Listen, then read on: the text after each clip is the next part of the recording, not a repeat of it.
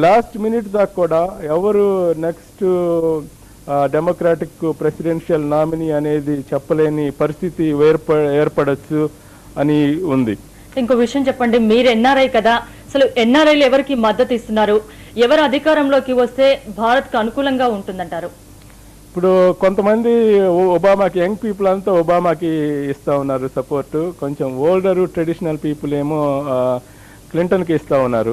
ఎవరు వచ్చినా కానీ ఎన్ఆర్ఐస్కి బాగానే ఉంటుంది. ఇప్పుడు ఇండియా ప్రాముఖ్యత ప్రపంచంలో పెరిగిపోయింది.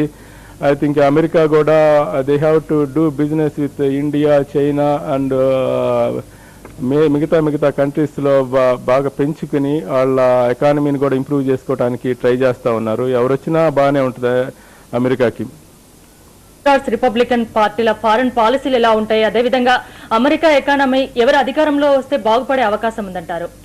ఇప్పుడు డెమోక్రాట్స్ వస్తే బాగుపడే అవకాశం ఎక్కువగా అనిపడతా ఉంది. ఎందుకంటే వీళ్ళు ఒక న్యూ ప్యాత్లో అమెరికాని తీసుకువెళదాము, అమెరికా ప్రాముఖ్యత ప్రపంచంలో పెంచుదాము అనేది తీవ్రంగా డెమోక్రాటిక్ పార్టీలో ఉంది. ఐ థింక్ ఒబామా దానికి చాలా సపోర్ట్ ఇస్తా ఉన్నారు.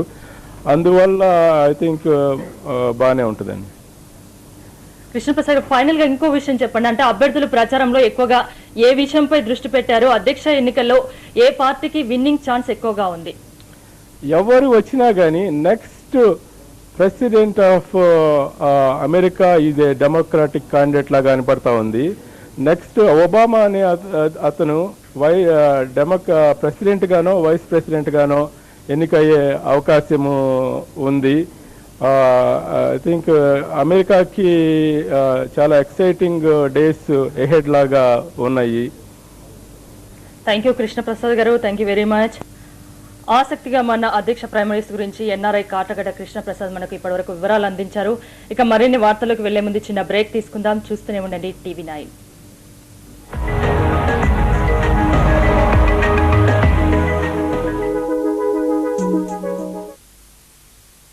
LIC హౌసింగ్ ఫైనాన్స్ వారి 5 సంవత్సరాల ఫిక్స్డ్ డిపాజిట్లపై 9.25% వడ్డీని పొందండి.